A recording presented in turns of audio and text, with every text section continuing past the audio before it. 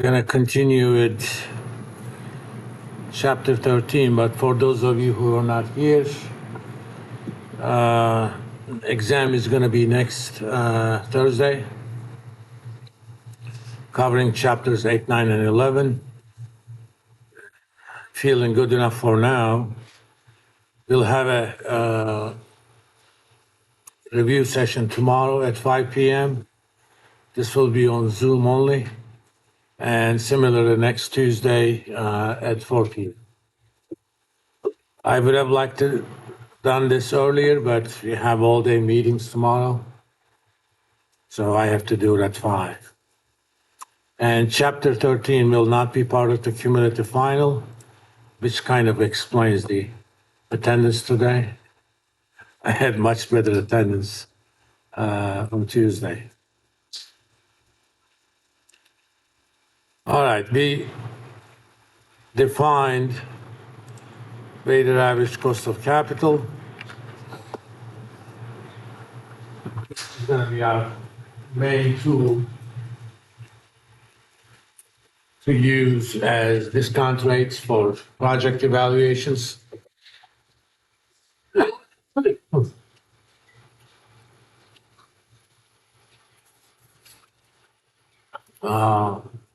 Comprised with basically 6 parts, or depending upon what sort of capital structure you have, shares of different types of capital, common equity, preferred equity, and debt, and required rate of return for those.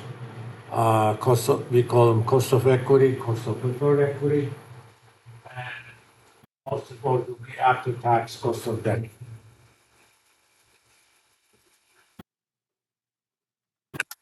To summarize, those shares of different types of capital are calculated using market values, not their book values, and calculating cost of preferred equity is easy.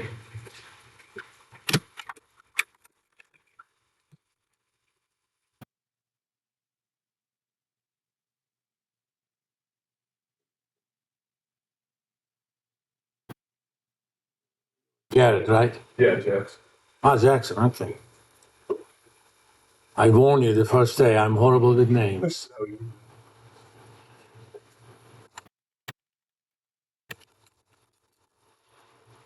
Or let's call this RP. Is simply or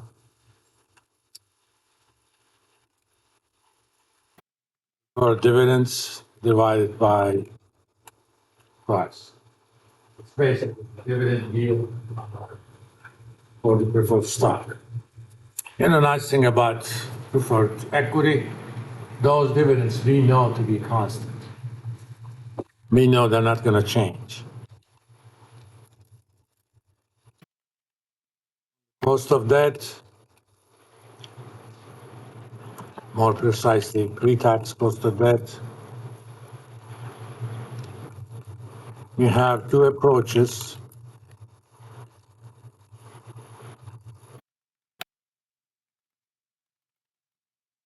The firm has outstanding bonds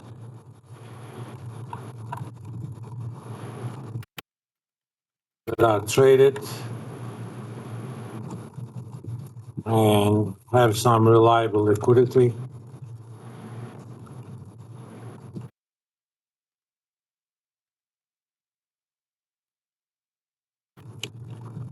Use the yield to maturity of the bond.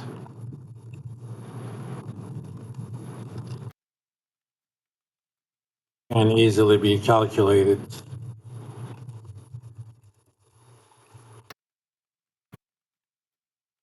using the bond template.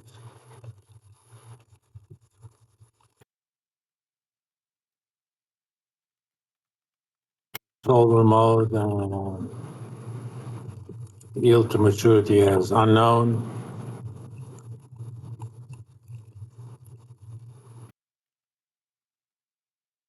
For example, you have a 20 years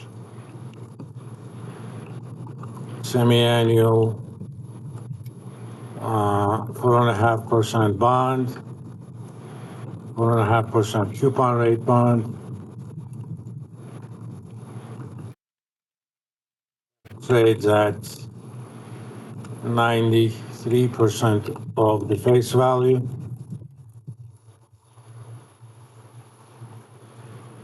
Let's go to bond template. Screen light, I'm already in solver mode. Target value is 96. This face value is 100. Coupon rate is 4.5. Coupon frequency is 2 because it's semi-annual. And years to maturity is 20. As you enter all the inputs, it automatically calculates the solution for yield to maturity.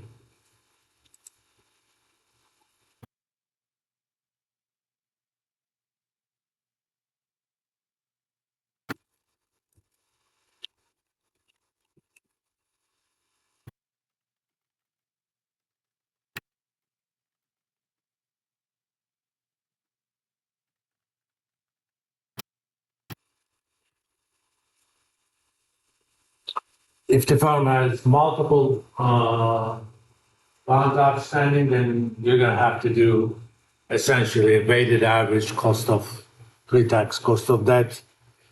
Use the market values of each bond as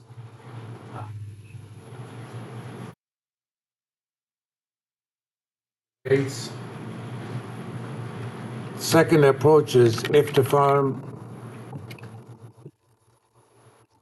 does not have an outstanding bond,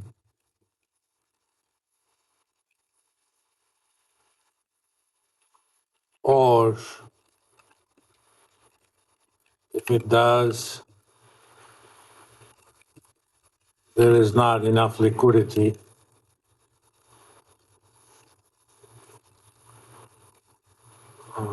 in the market for these bonds.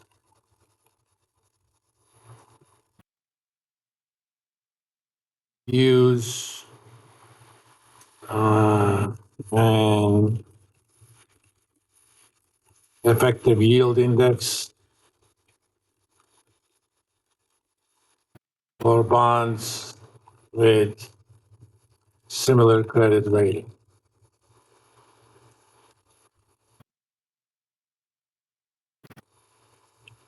We use fredstlouis.org for this because those guys actually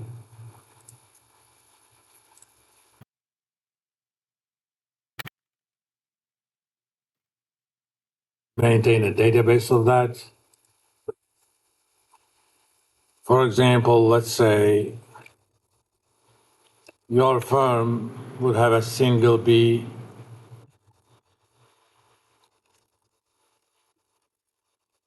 credit rating.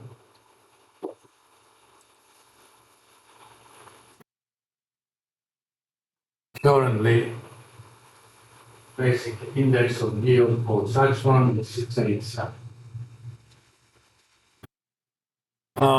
Not all single B bonds are created equally. I mean, for our purposes, this is good enough. But, there's difference. There's single B plus, there's single B minus. Of course, single B plus will have lower yield compared to single B minus. But when you're doing this professionally, presumably you have access to paid access to sites like S&P, Moody's. You can actually get finer indices from those.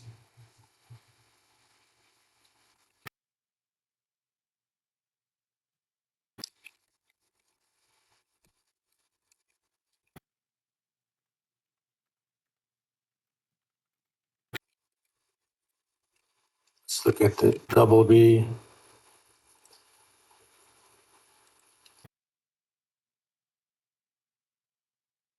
It's kind of the high end of the junk bonds.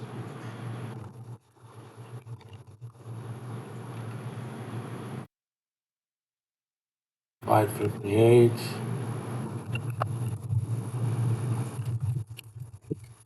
So, double A is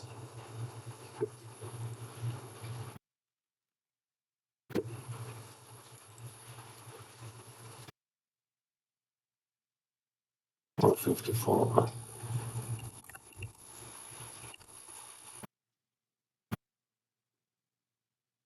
Remind me your name? Bronson. Chucky, yeah.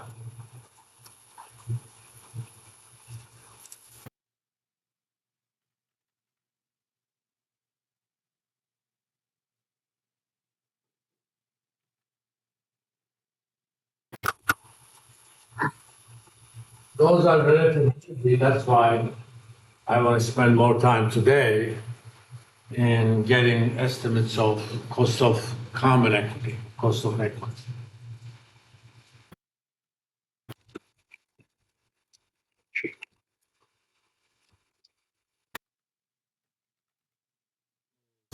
A lot more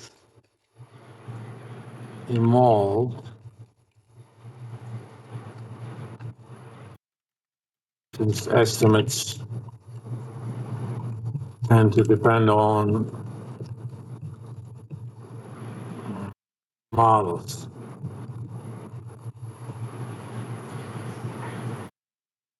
One model is dividend growth model.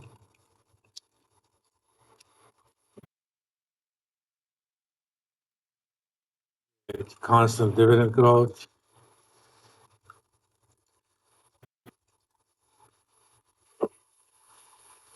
So in this case, RE would be dividend yield plus the growth rate of dividends.